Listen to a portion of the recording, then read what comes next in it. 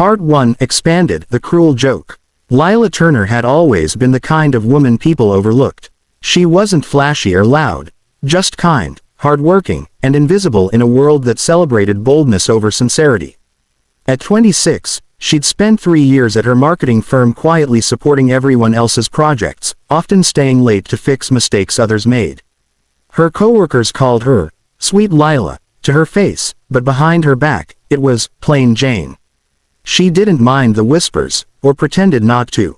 What hurt most was the loneliness that followed her home every night to her tiny apartment and her fading dreams. So when one of her coworkers, Jenna, suggested setting her up on a blind date, Lila hesitated. "Oh, come on, Lila," Jenna insisted, looping her arm around her. "You've been working too hard.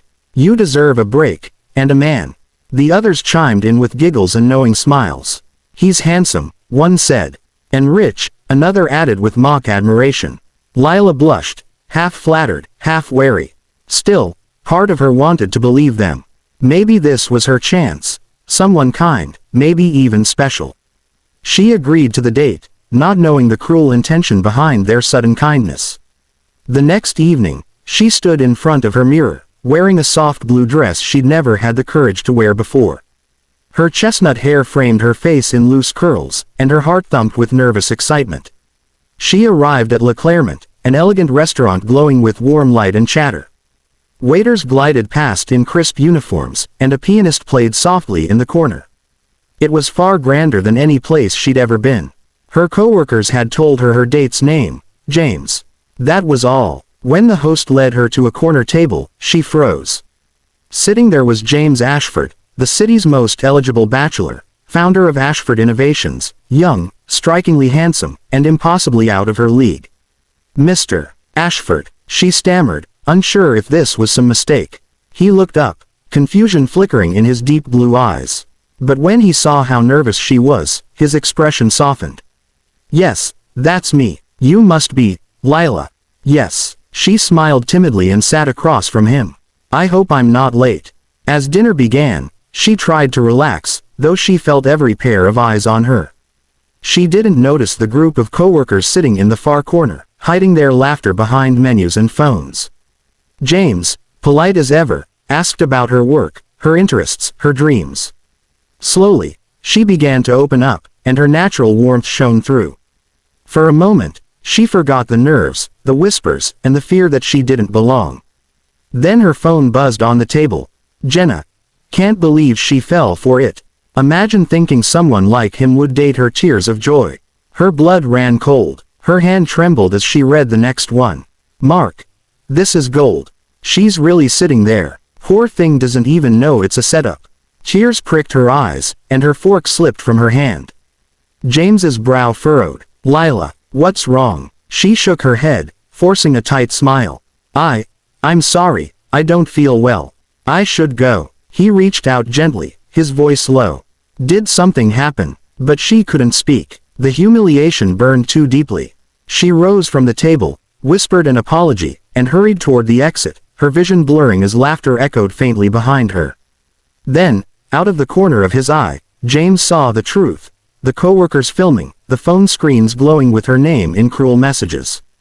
His jaw tightened. He stood abruptly, his chair scraping against the marble floor. The restaurant went quiet. He walked toward their table, every step controlled but simmering with anger. "You think humiliating a kind woman is entertainment," he said coldly. "You think this makes you clever." The group fell silent, their smirks fading. James's voice dropped lower. "Dangerous. You just mocked someone who has more grace than any of you could ever fake. I hope you remember that when you realize what you've lost." With that, he tossed a few bills on his table, grabbed his coat, and strode out after Lila. Outside, snow began to fall softly over the glowing city streets. He spotted her across the street, hugging herself in the cold, shoulders shaking. "Lila," he called, running after her. She turned, startled, wiping her tears. "Please, Mr. Ashford, don't. It's fine. It was just a joke." "No," he said firmly, stopping before her. "It wasn't fine, and it wasn't a joke." The way he looked at her, steady, kind, sincere, made something inside her ache. That night, Neither of them knew it yet, but a cruel prank had just sparked the beginning of something real. Something that would make the whole world stop and watch when the millionaire fell to one knee. Lila didn't sleep that night. Every time she closed her eyes, she saw the restaurant, the laughter, the phones, the pity in James Ashford's eyes. The humiliation clawed at her chest. She replayed every word, every look, until she wished she could disappear completely. By morning, she decided she'd go to work, hand in her resignation, and quietly leave the city. She couldn't bear to face her coworkers, or the whispers that would surely follow. But fate had other plans. When she arrived at the office, she felt the tension instantly. Conversations stopped mid-sentence. Everyone seemed to be whispering, eyes flicking nervously toward the entrance. And then she saw him. James Ashford, in a charcoal gray suit, surrounded by silence and awe. His presence filled the room, calm, composed, but carrying an unmistakable authority. He walked through the sea of stunned employees until he stopped in front of Lila's desk. She froze, clutching her file as if it could shield her. "Miss Turner," he said softly, his voice carrying across the entire floor. "You left last night before I could tell you something important." Her face turned red. "Mr. Ashford, you really don't need to." He shook his head. "I do." Then, to everyone's shock, he got down on one knee. Gasps rippled through the room. "Mr. Ashford, please, don't," she whispered, her eyes wide. He smiled faintly and reached into his pocket, not for a ring, but for a small, navy blue box embossed with his company's logo. "I'm not proposing marriage," he said, his tone warm but commanding. "I'm proposing a chance. You're intelligent, capable, and far too kind for a place that doesn't value you. So, Miss Turner, would you accept my offer to become my personal executive assistant at Ashford Innovations?" The room fell completely silent. Lila blinked in disbelief, her mind spinning. Her coworkers, the very people who'd humiliated her, stood frozen, mouths open, faces drained of color. Jenna's phone slipped from her hand and hit the floor with a dull thud. Why me?" Lila finally managed to whisper. "Because," James said, standing up and holding her gaze, "you handled cruelty with grace. I saw the kind of person you are. And people like you are rare." Her lips trembled. "You saw me at my worst." He smiled gently. "No, Lila, I saw you at your best." Tears welled in her eyes. The room blurred as applause began, soft at first, then spreading through those who weren't part of the prank. But the guilty ones could only stare, faces flushed with shame.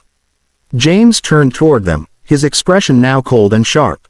"To those who think humiliating someone makes you powerful, let this be your reminder that kindness is strength. Cruelty is weakness." Then he turned back to Lila, his voice softening. "What do you say?" Lila hesitated only for a second before nodding through her tears. "Yes, I'd love to." The applause grew louder, echoing through the entire floor. James smiled, offering his hand. "Then it's settled. You start Monday." As they walked toward the elevator together, Jenna and the others exchanged panicked looks. Within hours, an email from HR would circulate, an investigation into workplace harassment and misconduct. None of them would laugh again. When the elevator doors closed, Lila turned to James. "You didn't have to do all this," she said softly. "You don't even know me." He looked at her, a small, sincere smile playing on his lips. "Maybe not yet, but I'd like to." Lila felt her heart skip. "You mean, as my boss?" He chuckled. "For now." She laughed through the last of her tears, and in that quiet moment, something shifted between them, an unspoken promise that their story wasn't over. Weeks later, the city would buzz with a viral video, the millionaire who proposed to a girl everyone mocked. But for Lila and James, it was never about revenge or fame. It was about how something cruel and heartless could turn into something extraordinary. And how, sometimes, love begins with a single act of courage in the face of humiliation. Would you like me to expand part 2 next? With the proposal scene, the revenge twist on the bullies, and the start of their real romance.